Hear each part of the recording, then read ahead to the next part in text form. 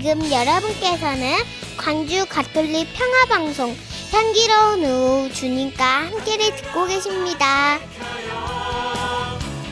우리는 하느님께 바치는 그리스도의 향기니까요.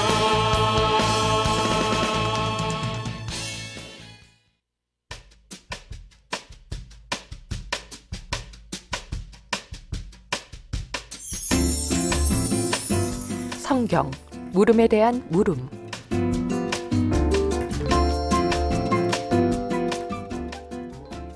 이 코너는 가톨릭 신자들이 신앙생활을 하며 느꼈던 성서적인 물음에 대해서 살펴보고 다시 한번 신자들에게 새로운 신앙적 물음을 던짐으로써 묵상해보는 시간입니다. 신자들의 신앙 길잡이가 되주실 사목국 부국장 정규현 시몬 신부님과 함께합니다.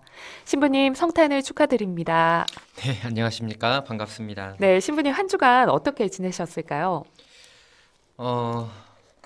조금 한가해질 줄 알았는데 많은 일이 있었죠. 지난주에 주말에 갑자기 이재술 신부님께서 선종하신 소식을 듣고 네. 교구청은 전체가 그렇게 침울한 분위기 안에서 이렇게 애도의 마음으로 보냈고요. 네. 보내드리자마자 다음 날은 부스터샷을 맞고 그리고 지금 이렇게 방송하러 왔고요. 네. 이 방송이 끝나고 전 또 해남에 있는 공소 2군데를 가서 성탄 밤미사를 보내야만 하고요. 그렇게 네. 하고 돌아오면 오늘 밤 한 12시 정도 되지 않을까 싶습니다. 네, 항상 바쁜 일정을 소화하고 계시는 신부님이세요. 네, 어제 그 교구청 앞마당에 설치된 성탄 구유 축복식이 있었는데요. 거기 혹시 참석하셨을까요? 저는 참석하지 못했습니다. 그 이전에 네. 일정이 있어가지고 네.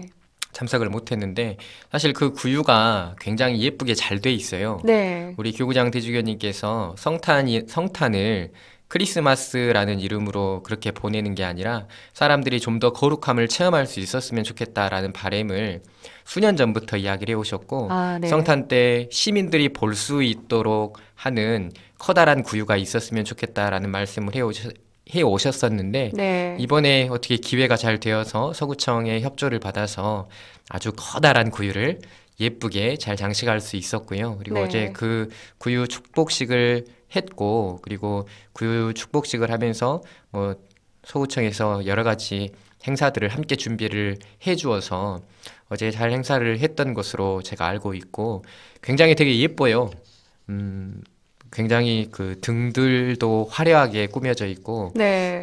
대주교님께서는 아이들이 와서 즐거워했으면 좋겠다라고 말씀도 한번 하셨는데 네. 혹시 오늘 밤에 어디 가실 데 없으신 부모님들은 애들 데리고 교구청에 오셔서 네. 구유 보고 예수님도 보고 그리고 등 보면서 아이들과 같이 기뻐했으면 좋겠다 싶은 말씀을 전해드립니다. 네, 정말 실물 크기로 제작이 돼서 정말 저도 꼭 가보고 싶었는데요. 정말 아쉬워요.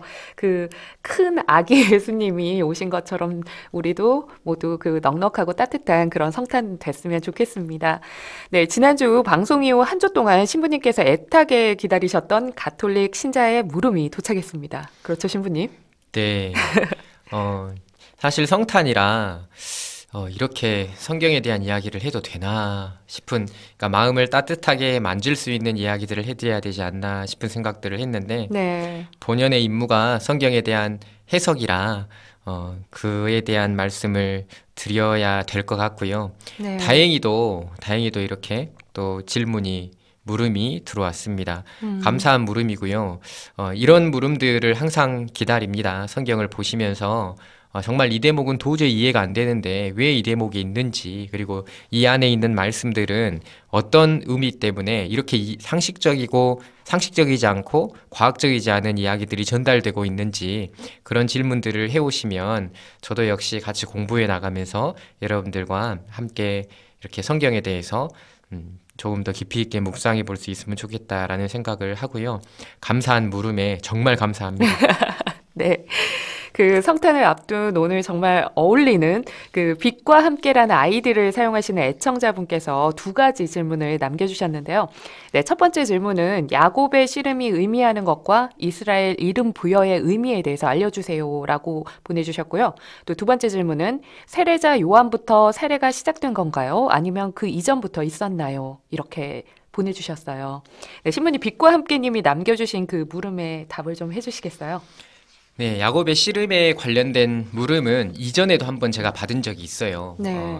청년들에게 창세기에 관련된 그 연수 강의를 할 때였는데 왜 갑자기 씨름을 하냐라는 질문을 저한테 했었고 네. 그때는 그 문학적인 요건들에 대한 답을 이렇게 해드렸지만 시간이 부족해서 그때도 역시 자세한 설명은 하지 못한 채 그 편집적인 구성에 대해서만 이렇게 말씀을 드리고 넘겼던 경험이 있습니다. 네. 그래서 이 야곱의 씨름에 관련된 이야기는 굉장히 많은 신자들이 궁금해할 것 같다라는 생각을 평소에도 했어요. 근데 네. 물음이 이렇게 쉽게 안 들어와서 이거 별로 안 궁금하신가 그랬었죠. 네, 이렇게 물어와 주셨네요. 네. 어쨌든 야곱이 왜 갑자기 씨름을 하냐?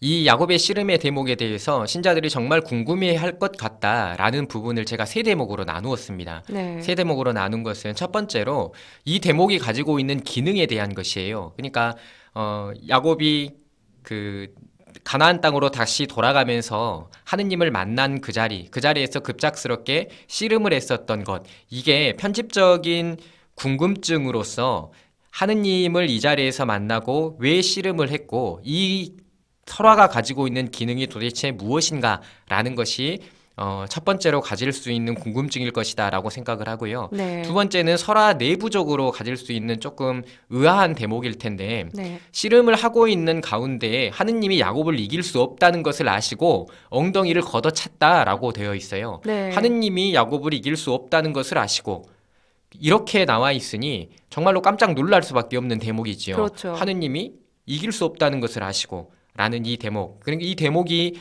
그 의도하고 있는 것이 무엇인가라는 것을 조금 함께 생각을 해볼 거고요. 네. 세 번째로 야곱의 이름에 대한 것입니다. 야곱의 이름은 이스라엘로 바뀌어요. 사실 이 설화 자체가 아주 두 가지의 중심적인 주제를 가지고 있는데 그게 이스라엘이라는 이름과 푸니엘이라는 지명이에요. 네. 하나님의 얼굴이라는 뜻을 가지고 있는 푸니엘이라는 지명이지요. 그래서 이스라엘이라는 이름은 굉장히 중요하고요. 물음을 주신 분도 역시 이스라엘에 대한 이름에 대해서 역시 물어오고 있기 때문에 네. 이스라엘 이름에 대한 이야기를 드리고자 합니다.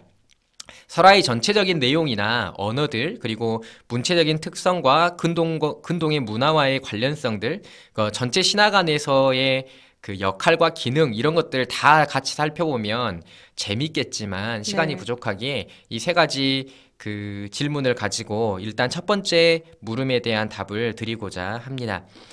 먼저 설화가 가지고 있는 구성의 요건부터 알아두어야 될 필요가 있습니다. 설화의 구성은 야곱이 이제 장인 라반의 집을 떠나는 장면이에요. 네. 그러니까 아내를 얻기 위해서 장인 라반의 집에 왔고 그리고 라헬이라는 아내를 얻기 위해 7년을 노동을 했지만 레아를 얻게 되었고 또 7년을 노동을 해서 라헬을 얻게 되었지요. 그리고 이제 날이 차서 다시금 하느님께서 약속하신 땅인 가나안 땅으로 돌아가려는 마음을 먹고 그 가나안 땅으로 돌아가는 과정 안에서 벌어졌던 그런 내용입니다. 근데 이게 식솔들을 데리고 네. 라반의 집을 떠나서 가나안 땅으로 들어가는데 언제나 야곱이 가지고 있었던 문제가 한 가지가 있었어요. 돌아가는데 네. 그 문제가 무엇이냐면 이것입니다. 그 형 에사우의 존재예요. 쌍둥이 형인 에사우가 있는데 네. 야곱은 아버지 이삭의 집을 떠나기 전에 두 번이나 에사우를 속입니다. 그러니까 에사우가 받아야만 하는 축복을 가로채고 에사우가 가지고 있었던 장자권을 자기가 빼앗게 되지요. 네. 그러한 과정들을 통해서 에사우로부터 죽임을 당할지도 모른다는 위협을 가지고 있었고 네. 실제로 에사우는 야곱을 죽이고자 하는 마음을 가졌다고 성경은 보도하고 있지요. 그래서 네. 야곱이 다시금 가나안 땅으로 돌아갈 때 언제나 마음에 남아있는 걸림돌은 에사우였다는 거예요. 네네. 근데 에사우라고 이야기를 하면 그냥 형이니까 어떻게 할 수 있겠지라고 생각하기가 쉽지만 이 관계 안에서 성경적으로 살펴보자면 야곱은 단순하게 에사우와의 관계뿐만이 아니라 에사우와의 관계가 틀어지게 된 배경 안에 자기 자신에 대한 문제도 역시 가지고 있었다는 것입니다. 네. 거짓스러움을 가지고 있었고 속임수를 가지고 있었고 그 욕심이라는 것을 가지고 있었던 그 야곱의 모습을 생각해 볼 수밖에 없게 된다는 것이지요. 네네. 그래서 성경의 대목은 우리가 지금 야곱의 씨름의 대목은 이제 다시금 가나안 땅으로 돌아가는데 커다란 걱정을 가지고 있는 야곱이 네. 이제 가나안 땅으로 돌아갈 때 야복강을 건너면서 하느님과 만난 체험을 보도하고 있는 그 장면이다라는 것을 조금 네. 우리가 생각해 둘 수 있어야만 해요. 야복강이라는 곳은 사해가 있고요. 방송으로 보시는 분은 사해가 있고 네. 요르단강이 사해를 가로질러서 이렇게 흐르고 있어요. 유프라테스 강이 이렇게 가로로 흐르고 있습니다. 네. 이렇게 만나는 지점, 이 지점이 바로 야복강이라고 부르는 데고요. 물살이 네. 굉장히 거셉니다. 아, 그렇군요. 굉장히 거세요. 자, 설화의 시작은 이렇게 시작을 해요. 야곱이 식솔들을 데리고 야복강을 건넙니다. 근데 문제가 생겨요. 이 설화에 굉장히 큰 문제가 생깁니다. 아니 건넜는데 다시 야곱은 홀로 야복강 건너편에 남겨져 있다라고 되어 있어요. 네. 이 말은 건넜다가 다시 돌아온 것인가? 근데 돌아온다는 말은 또 없거든요. 네. 본문을 찾아봐도 이것도 없어요.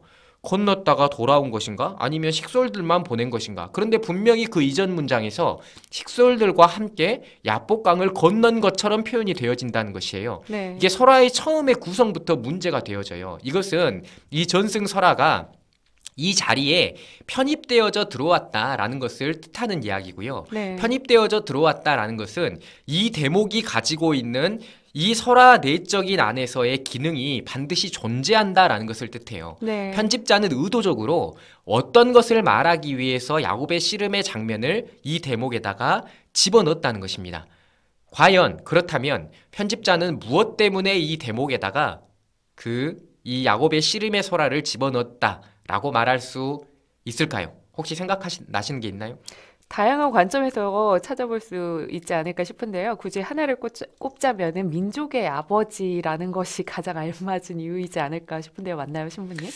네, 다양한 근거를 찾는 가운데에서 여러 가지 그 근거들을 이야기를 해드릴 수가 있을 거예요. 근데 그 가운데에서 제가 드릴 수 있는 가장 적합한 답은 족장으로서 곧 민족의 아버지로서 야곱이 갖는 위상과 자격을 설명하기 위한 최고의 설화이기 때문에 이 하느님과의 씨름의 설화가 이 대목 안에 들어가 있다라고 말씀을 드릴 수가 있어요. 네. 이스라엘이라는 민족은 민족 공동체로서 하느님을 대면하고 자신들의 정체성을 확인한 그 하느님의 백성이다라고 말씀을 드릴 수가 있습니다. 네. 근동의 사람들이 온갖 신화에 굴복하고 신학화시키지 못한 채 눈앞의 살만을 바라보며 살아가고 있었다면 이스라엘 백성들은 하느님을 만나고 그 하느님을 내면화하며 체험 가운데에서 하느님을 신학화했었던 위대한 하느님의 백성들이었지요.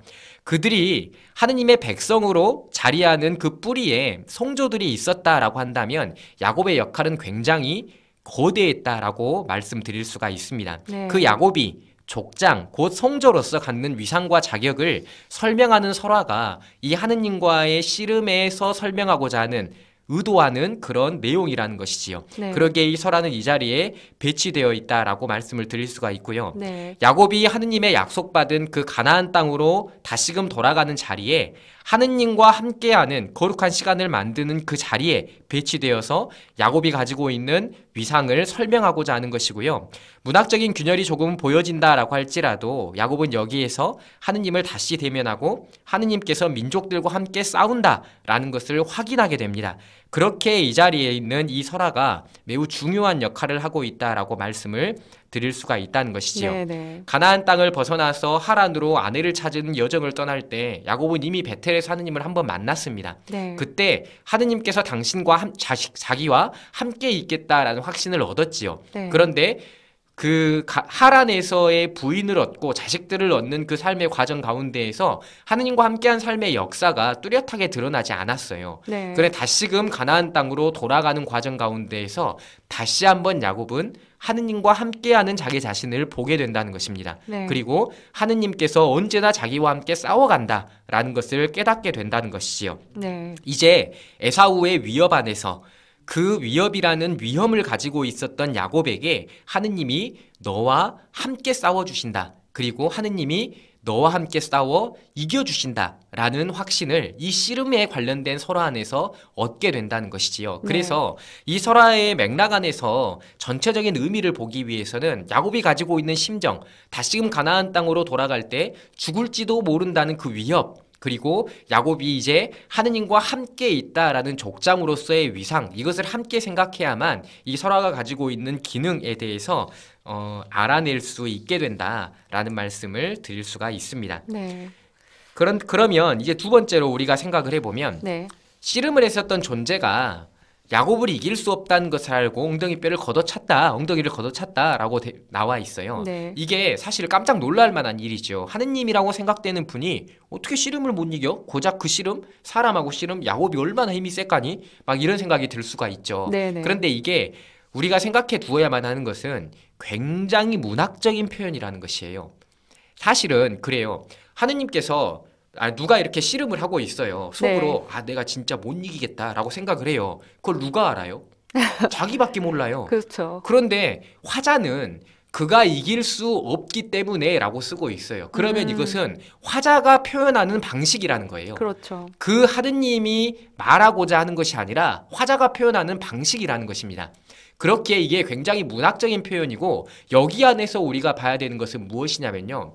엉덩이뼈를 걷어찼다라는 것 안에서 굉장히 놀라운 힘을 발견했다라는 것을 드러내고 있다는 것이에요. 설화가. 네. 이것은 인간적인 힘을 뛰어넘는 놀라운 힘을 가지고 있는 존재에 대한 뚜렷한 특성을 이야기를 하고 있는 것이고 더군다나 그 가운데에서도 야곱은 놓지 않기 위해서 놀라운 분과 씨름을 하고 있는데도 불구하고 놓지 않기 위해서 발버둥을 치고 있다라는 것을 우리가 조금 알아두어야만 합니다. 네. 사실 엉덩이뼈를 걷어차서 굉장히 야곱이 다치게 되었다라는 것, 사실은 후기 번역본들에서는 뼈가 탈골되었다라고도 표현을 해요. 네. 그런데 이 강인한 힘을 가지고 있는 존재와 씨름하는 과정 가운데에서 야곱이 가지고 있는 절실함, 절대로 놓치지 않고자 하는 그 절실함, 이것을 우리가 알아두어야만 한다는 것이지요. 네. 동이 트려고 할 때 이제 놓아달라고 하느님이 이야기를 합니다. 신적인 존재라는 것을 드러내는 표현이고요. 네. 하느님의 얼굴을 볼 수 없다라는 구약의 관념이 포함되어져 있는 것입니다. 동이 트면 보이게 되겠죠. 네, 네. 그래서 동이 트고 있으니 놓아달라고 이야기를 하고요. 야곱은 축복을 주지 않으면 놓지 않겠다고 이야기를 합니다. 신적인 존재임에도 불구하고 야곱이 가지고 있는 절실함을 표현하는 것이에요. 네. 야곱은 너무 절실한 것이에요.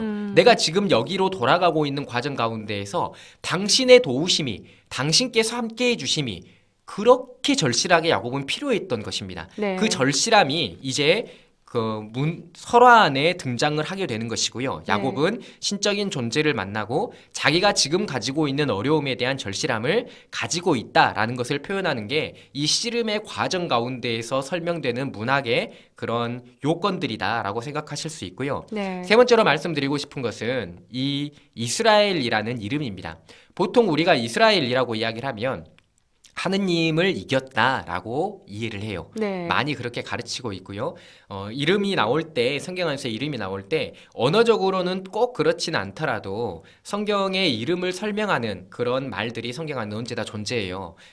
이렇게 표현을 하죠. 이스라엘의 이름을 바꿀 때 네가 사람도 이겼고 하느님도 이겼기 때문에 네. 너의 이름을 이스라엘이라고 하겠다라고 성경 안에 표현이 되어져 있어요. 네. 그래서 우리가 이스라엘이라고 하면 하느님을 이겼다라는 의미다라고 생각을 하지요. 네. 그런데 이게 사실 틀린 말은 아니죠. 왜냐하면 성경이 그렇게 말하고 있으니까. 그런데 이게 문자 안에서는 조금 다른 말이에요. 아, 네. 이스라엘이라는 말은요, 조금 다른 의미를 가지고 있습니다. 하느님을 이겼다가 아니라 하느님께서 싸우신다라는 의미를 가지고 있어요. 네. 그러니까 우리가 이것을 좀 알아두어야만 해요. 이름이 바뀌어지는 과정이 얼마나 중요한가라는 것을 좀 알아두어야만 하는데 그게 무엇이냐면요. 원래 야곱이라는 이름이 어떤 의미를 가지고 있냐면 네. 발 뒤꿈치라는 의미를 가지고 있어요. 아, 왜냐하면 네. 쌍둥이인 에사우와 함께 태어날 때 먼저 나오려고 그 형인 에사우가 나올 때 발뒤꿈치를 부여잡고 못 나가게 하려고 네. 발뒤꿈치를 부여잡고 나왔다. 야곱의 욕심을 보여주는 것이죠. 네. 나왔다라고 해서 야곱이라는 이름이 붙어요. 아, 그렇군요. 뒤꿈치라는 의미를 가지고 있고요. 그런데 이게 언어 유의적인 면들이 좀 있어요. 네. 야코브라는 히브리어가 있는데 이 네. 단어는 속임수, 거짓말이라는 뜻입니다. 음. 야곱이랑 굉장히 비슷하죠. 네. 그래서 야곱이라는 이름은 사실 야곱이 가지고 있었던 그 이전의 삶의 모습들을 보여주고 있는 것이다라고 생각하시면 돼요. 네. 형을 속이고 그리고 장자권이나 축복을 가로채기 위해서 여러 가지 인간적인 계략들과 모략들을 꾸몄었던 그 삶의 모습을 드러내는 이름이 야곱이라는 이름이라는 것이에요. 네. 야곱이 이름이 바뀌었다라는 것은요.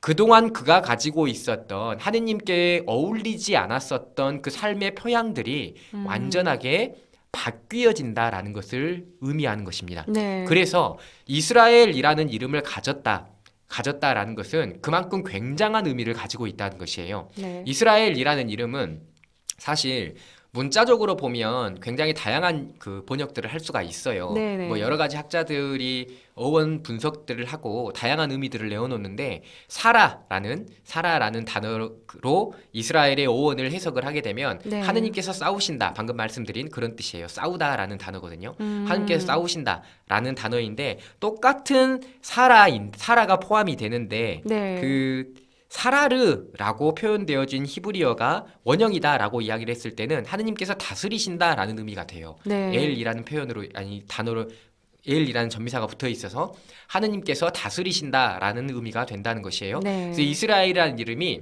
하느님께서 싸우신다, 하느님께서 다스리신다라고 부를 수 있는 것이고요. 뭐 또 네. 다른 학자는 하느님께서 치유하신다라는 뭐 의미를 가지고 있다라고 말하기도 합니다. 뭐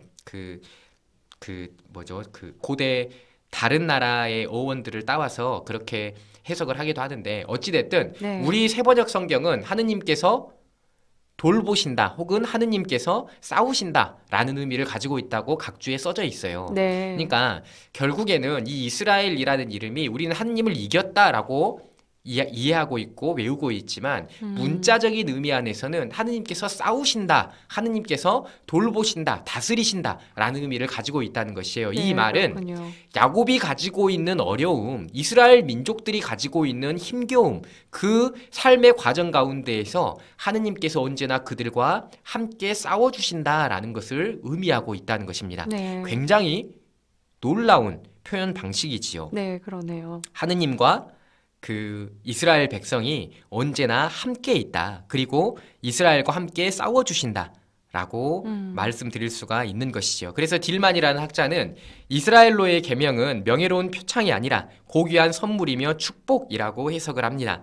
이스라엘 백성들은 야곱의 이름이 이스라엘이 되는 것을 통해서 그 하느님과 함께하는 기원과 의미를 기억하게 될 것이고 결국은 어떤 문제에 있어서도 자신들이 승리할 것이라는 소망을 상기하게 됩니다. 네. 그리고 설화 내적으로 야곱은 자신이 가지고 있는 지금의 문제, 곧 에사우와의 만남이 성공적으로 마무리될 것임을 보증받고 있다라고도 말씀드릴 수가 있는 것이지요. 네. 이 야곱이 하느님과 씨름을 하는 이야기는 이스라엘이라는 사람들에게 민족적인 운명을 요약하기도 합니다. 모든 시련과 환란을 겪지만 유배라는 고통을 겪지만 그 가운데에서도 하느님은 우리 민족과 함께 싸워주실 것이고 궁극적으로 하느님은 이스라엘의 편이며 승리할 것이다 라고 말하고 있다는 것이지요. 네. 환란과 고통이 하느님과 대적하는 자신들의 삶이라고 이해를 하고 있었지만 네. 궁극적으로는 하느님은 나와 함께 싸워주시는 분이다라는 것을 말하는 설화가 바로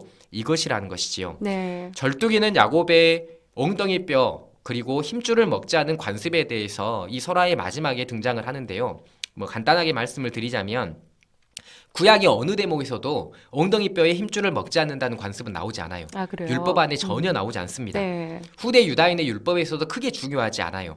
그런데 법적 장치로 강제하지 않는다라고 할지라도 완전히 이 관습이 중요하지 않다라고는 말할 수가 없어요. 네. 아브라함이라는 인물이 이름이 바뀌면서 할례라는 것을 받게 되거든요. 네. 하느님의 백성으로서의 정체성을 할례로 드러내게 되는 것이지요. 네. 마찬가지로 야곱이라는 인물이 씨름을 하고 그리고 이스라엘이라고 계명을 하게 되면서 자기가 가지고 있었던 관습, 곧 민족들이 가지고 있는 힘줄을 먹지 않는 관습이 그 야곱이 행했었던 그 하느님과 싸움을 통해서 하느님이 함께 싸워주신다는 그 인식을 네. 우리는 상기할 수 있게 만들어준다는 것입니다. 그래서 네. 이것도 역시 그냥 보고 봐서는 안 되는 이야기라고 볼 수가 있습니다. 네. 야곱은 하느님의 은총에 의해서 은총에 전적으로 의존하는 절름발이가 되었고요. 절름발이 이스라엘이 되었다라고 해석할 수 있는 설화라고 말씀드릴 수가 있겠습니다. 네, 그 야곱의 씨름에 관한 이야기 너무 잘 들었습니다, 신부님. 네, 그렇다면 이 이야기를 통해 신자들이 어떤 물음을 가지고 또 어떠한 묵상을 하셨으면 하시나요? 네, 이 이야기는 단어 하나하나를 살피고 어원들을 들여다보면 진짜 재밌는 이야기입니다. 네. 정말 설화가 정말로 재밌어요. 문학적인 상상력들을 더해갈 때 설화가 가지고 있는 풍요로움에 대해서 진짜 경탄을 금할 수 없는 그런 아주 놀라운 이야기가 됩니다. 네. 특별히 이 이야기를 보시면서 말씀드릴 수 있는 것은 하느님을 만나고 하느님을 부여잡으며 놓치지 않고자 발버둥 쳤었던 그 야곱의 절실함에 대해서 생각해 보셨으면 좋겠습니다. 네. 그 간절한 매달림이라는 것은 하느님의 축복과 새로운 이름을 가져오게 되었지요.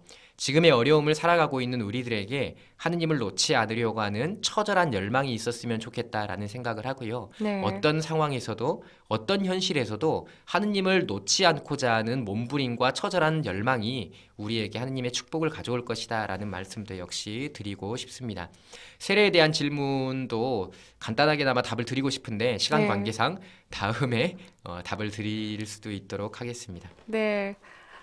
지금 문자가 와 있는데요. 유튜브에 댓글을 많이 달아주셨어요. 홍숙기 님이 하느님께서 싸워주신다. 하느님께서 함께 하신다. 야곱, 에사우. 야곱의 하느님과 싸워주신다. 야곱, 감사. 아브라함, 할례, 야곱, 씨름, 이스라엘이라고 계명.